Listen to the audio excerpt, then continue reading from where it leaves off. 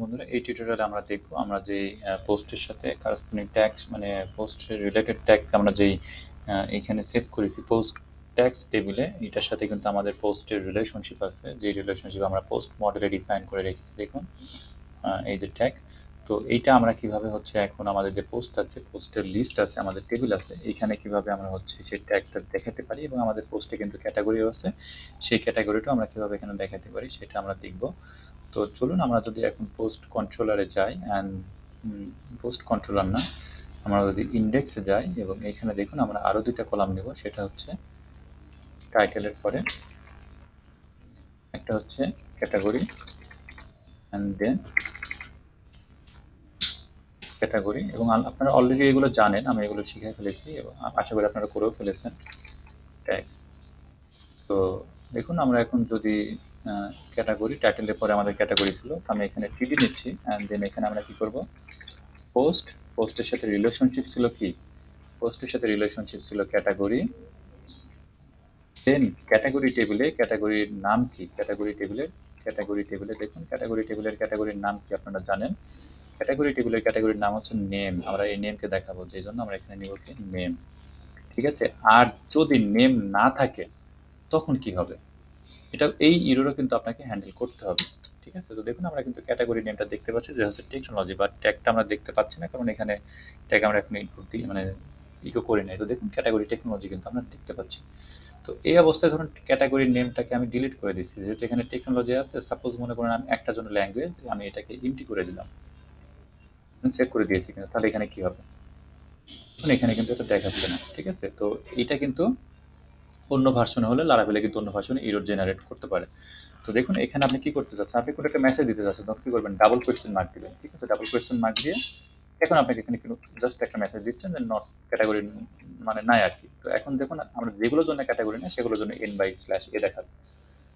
আমরা রিফ্রেশ দিলাম, দেন এইখানে ক্যাটাগরি এন বাই, আসলে এই ক্যাটাগরি যদি এখানে না থাকে, ঠিক আছে, এখানে কিন্তু ইরর জেনারেট করবে। তো ক্যাটাগরি এখানে দেখুন নাল দেখাচ্ছে না, কিন্তু নাল হলে ইরর জেনারেট মানে ওইটা আমরা দেখতে পাইতাম। এখানে কিন্তু আসলে একটা ভ্যালু দেখাচ্ছে, মানে ইমটি মানে কিন্তু ভ্যালু। আমরা যদি এখানে নাল ইনসার্ট দিই, দেখুন ধরেন নাল দিলাম, এখন কিন্তু নাল আছে, ঠিক আছে। তো এখন আমরা যদি এখানে রিফ্রেশ দিই, এখন কিন্তু দেখেন নাল দেখতে পাচ্ছেন, মানে সে ভ্যালুটাই আর কি নিচ্ছে। তো এখানে আমরা ভ্যালুটা যদি যে এইভাবে দিতে পারতাম, এই নাল আকারে, এই নাল, আমরা এটা এডিট করে আসি। দেখুন চলুন আমরা যদি এটা এডিট করতে পারি কিনা দেখি। এটা এডিট করে কেমনে, এই যে এখানে গেলাম, জাস্ট এখানে গেলে আমরা এই ভ্যালুটাকে নাল দিব, কোনো কিছু দিব না। সে কি নাল নিবে, নাল নিচ্ছে না, ফাঁকা নিচ্ছে, যে কারণে আমরা আপনাকে দেখাতে পারলাম না। তবে যাই হোক, এটা যদি আপনার, আমি এটাকে ডিলিটই করে দিচ্ছি বোঝানোর জন্য। সাপোজ মনে করেন এটা আমি ডিলিট করে দিলাম, এখন কিন্তু এটা আমার এক্সিস্টই করে না, ঠিক আছে। তাহলে কিন্তু বাড়ি খেয়ে যাবে। দেখুন তাও বাড়ি খাচ্ছে না, এখন কিন্তু ইরর জেনারেট করছে না, এখন কিন্তু এড বাই এ দিচ্ছে, ঠিক আছে। কারণ আমরা এখানে কন্ডিশন দিয়ে দিয়েছি, যদি নেমটা না থাকে তখন এটা দেয়। এখন যদি আমরা এটা উঠাই দিই, দেখুন আমি জাস্ট আপনাদেরকে ইরর হ্যান্ডেলিং শেখানোর জন্য বা বেস্ট প্র্যাকটিসে কোড লেখানোর জন্য এটা দেখাচ্ছি। যদি আমরা এখন পেজটাকে রিফ্রেশ দিই, এখন দেখুন বাড়ি দিয়ে দিছে। কি বাড়ি দিছে, attempt to read property name on null, কারণ এটা কিন্তু নাই, কিন্তু আপনার এইখানে কিন্তু আছে, ঠিক আছে। তো এইরকম সিচুয়েশনে আমরা কি করতে পারি, এই সিচুয়েশনগুলোতে আপনি এখানে কি করবেন, ডাবল কোয়েশ্চেন মার্ক দিয়ে আপনি কি করবেন, এটা করবেন। অথবা আপনি যদি পিএসপি 8-এ থাকেন, তাহলে এইখানে কি করবেন, জাস্ট হচ্ছে যদি এইটা থাকে তবে আপনি কি করবেন, এটাকে এক্সেস করবেন। আপনি এইখানে একটা কোয়েশ্চেন মার্ক দিবেন। যদি কোয়েশ্চেন মার্ক দিয়ে দেখুন আমরা দেখি কাজ করে কিনা। আমরা যদি একটা রিফ্রেশ দিই, দেখুন এটা কিন্তু ইরোটা জেনারেট চলে গেছে, ঠিক আছে। দেখুন আমি কিন্তু কি করলাম, জাস্ট ক্যাটাগরির পরে একটা কোয়েশ্চেন মার্ক দিচ্ছি, এটা কিন্তু চলে গেল। আর যদি এইভাবে না করে আপনি একটা স্পেসিফিক মেসেজও দিতে চাচ্ছেন যে নট ফাউন্ড, দেন আপনি এখানে কি করবেন, স্ল্যাশ এন বাই এ, অর্থাৎ এটার জন্য কোনো ক্যাটাগরি নেই, আপনি এটাও কিন্তু এখানে দিতে পারেন। দেখুন আমরা কিন্তু এটা এখানে দিয়ে দিলাম, দেখুন এখানে দেখা যাচ্ছে এন বাই এ দেখাচ্ছে এখন। তো আমরা কিন্তু যে কোনো সিচুয়েশনে ইরোরগুলোকে হ্যান্ডেল করা শিখে গেলাম, এটা কোনোভাবে আর ইরোর এখানে জেনারেট হবে না। তো এইভাবে সবসময় কোড করতে হবে আমাদের। তারপরে দেখুন আমাদের এখানে কিন্তু ট্যাগ আছে। তো এই ট্যাগটাকে আমরা এখানে যদি দেখাই, দেখুন আমরা ট্যাগ কিন্তু মাল্টিপল ট্যাগস আসবে, অর্থাৎ একটা পোস্টের জন্য মাল্টিপল ট্যাগস, ঠিক আছে। তো এইখানে কিন্তু আমাদের কি করতে হবে, এই কারণে ফর ইচ লুপ ঘুরাইতে হবে। তো আমরা যদি এখন এখানে ফর ইচ লুপ ঘুরাই, সাপোজ দেখুন আমি যদি এখানে ইকো করি যে পোস্ট ট্যাগস, জাস্ট এটাকে আমি এখানে ইকো করলাম। দেখুন এটা কি দেখি আমরা এখানে, আমরা কিন্তু এটা দেখতে পাবো। দেখুন undefined constant post, undefined post থেকে আসলো, ও আচ্ছা সরি, আমাদের এখানে ভ্যারিয়েবল দিতে হবে। তো আমরা যদি এখন এটাকে রিফ্রেশ দিই, তাহলে দেখবেন আমরা কিন্তু পোস্ট ট্যাগের সমস্ত কিছু দেখতে পাচ্ছি। দেখুন এই যে tag ID 2, tag ID 3, tag ID 4, এটার জন্য 2, 3, 4, এটার জন্য 1, 2, 4 এরকম কিন্তু আসছে। তো এখান থেকে আমরা কি করতে পারি দেখুন, এখান থেকে আমরা আপনাকে 2 স্টেপ আমি দেখাচ্ছি। এখান থেকে আমরা কি করতে পারি, যেহেতু অনেকগুলো আসছে তার মানে কি আপনাকে দেখেন অ্যারে আসছে, ঠিক আছে? Array of object. তো আপনাকে এখানে কি করতে হবে, ফর ইচ লুপ বোঝাইতে হবে।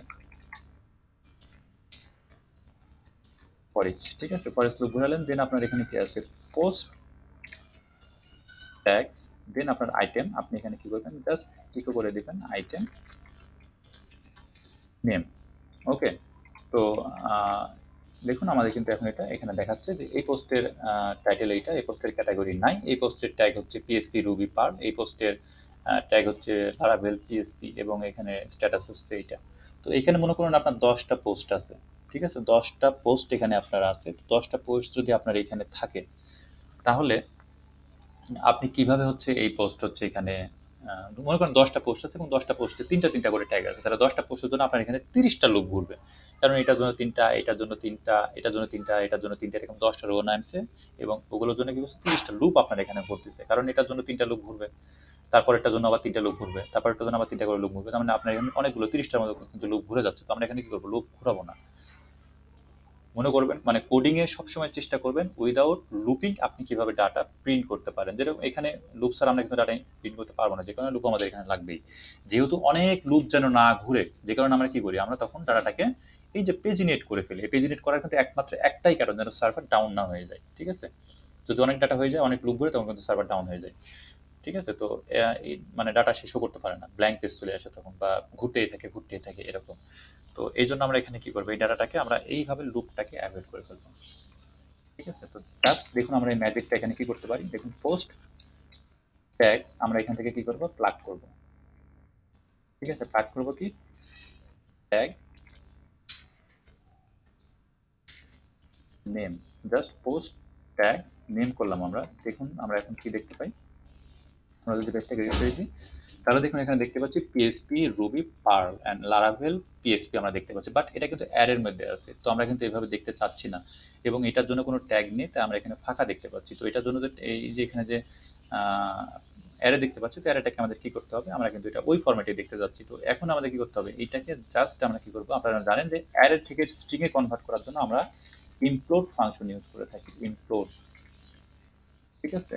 ইমপ্লোড এটা একটা পিএইচপি ফাংশন। তো আমি এখানে প্রথমে সেপারেটর দিচ্ছি, দেন এইখানে কি করবো, আমাদের অ্যারেটাকে পেস্ট করে দিতে হবে। তো এটা কিন্তু আমাদের অ্যারে না, এটা জাস্ট একটা, আপনি এইখানে অ্যারে দেখতেছেন, বাট এটা কিন্তু অ্যারে না। দেখুন এটা একটা এরর জেনারেট করবে, দেখছেন? এটাকে import expect must be type of array collection given, অর্থাৎ ওটা কিন্তু আমাদের লারাভেলের যে কালেকশন আছে এপিআই র্যাপার, সেটা কিন্তু আমরা ওখানে প্রোভাইড করেছি, যেই কারণে এটাকে আমাদের অ্যারে করে দিতে হবে। অ্যারে করার জন্য আমরা জাস্ট এখানে কল করবো টু অ্যারে, জাস্ট এটুকুই।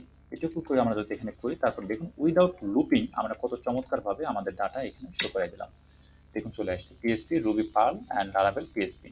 তো আমরা সাকসেসফুলি আমাদের পোস্ট লিস্ট পেজে আমরা ক্যাটাগরি দেখাই দিলাম, দেন ট্যাগ দেখাই দিলাম, এবং আমরা কোড রিফ্যাক্টর করা শিখলাম। আমরা আগের টিউটোরিয়ালে আমরা ডাটা ট্রানজাকশনের মাধ্যমে কোড রিফ্যাক্টরিং করা শিখেছি, এবং এই টিউটোরিয়ালে আমরা কোড রিফ্যাক্টর করা শিখলাম। এইখানে হচ্ছে কিভাবে আমরা ইমপ্লোডিং বা মানে এইভাবে এই স্টাইলে কিভাবে আমরা রিলেশনশিপের মানে ম্যানি টু ম্যানি রিলেশনশিপের ডাটা শো করে আমরা লুপ ওভার মানে লুপকে আমরা অ্যাভয়েড করতে পারি আমাদের কোডের মধ্যে। তো ধন্যবাদ। নেক্সট টিউটোরিয়ালে আমরা দেখব পলিমরফিক রিলেশনশিপ।